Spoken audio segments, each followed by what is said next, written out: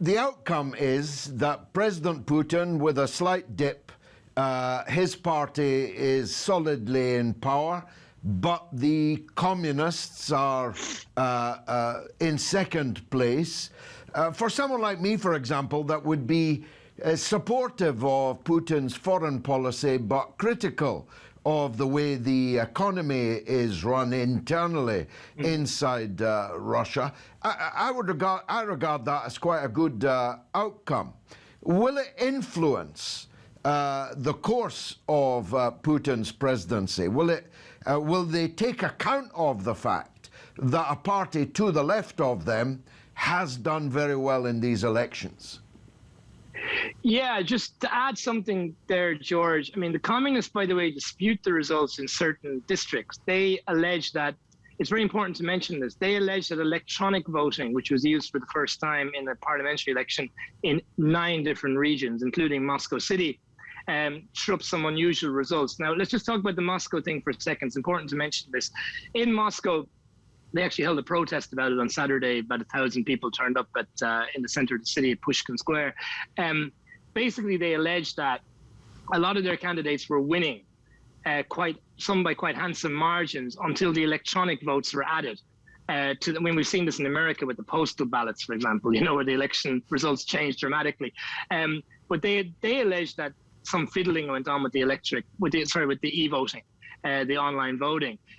Now, the reason that's important to mention is because it actually comes into your question, George, because any allegations that, the result wasn't honest would obviously have an effect on the legitimacy of the parliament and the legitimacy of the election itself. And this is where it's interesting, because the communists would argue that they actually should have gotten more seats than they did, especially in Moscow. And in a sense that, will this drag the Putin system to the left? Well, there have been signs in the last number of years, George, that the system is slightly moving leftwards, in the sense that, it's actually contradictory. In one sense, they've increased the pension age, which is a very neoliberal thing to do, obviously, but they have, for example, for the first time last year, I think it was, they've changed the tax system. Russia's been operating at 13% flat tax for 20 years. They increased it to 15% for higher earners. And you would imagine that's the first step, in separating the higher earners from the body of the public. They put that supposedly into a fund to support medical care for sick children.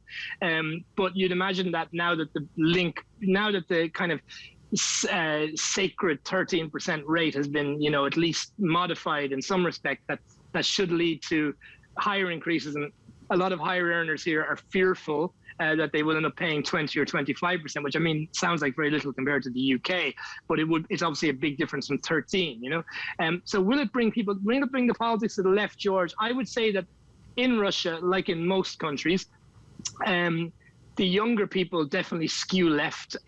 Russia doesn't have the same problems as some Western countries in terms of being unable to buy property. There is a growing shift, I think, George, here. When I came here first 10 or 11 years ago, you often found that even middle-class people sort of admired what would have been known as the oligarchs, the billionaires, that kind of admired these people, that they had such great wealth and kind of aspired to them. But I've noticed in the last few years that that kind of reverence is not held for those kind of people anymore. And there definitely is a shift to the left. And a lot of the communist vote would have been younger people, because one of the arguments, George, years ago in the Western media was that the communists are going to die because all their voters are literally dying.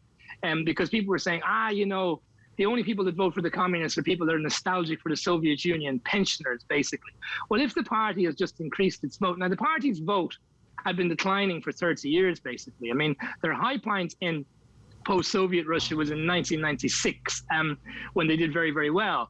And basically what's happened is that their vote declined for 2 decades, and the assumption was it's because their voters are dying out, and they're not going to exist in 20 years.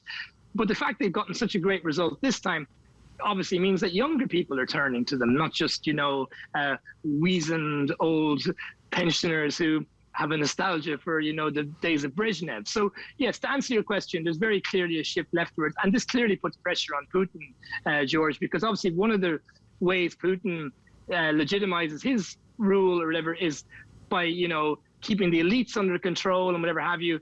And he might have to turn around to the elites very shortly and say, look, if we're going to keep power in this country, we're going to have to bring in more socialist-leaning policies, and they're not going to like that, obviously.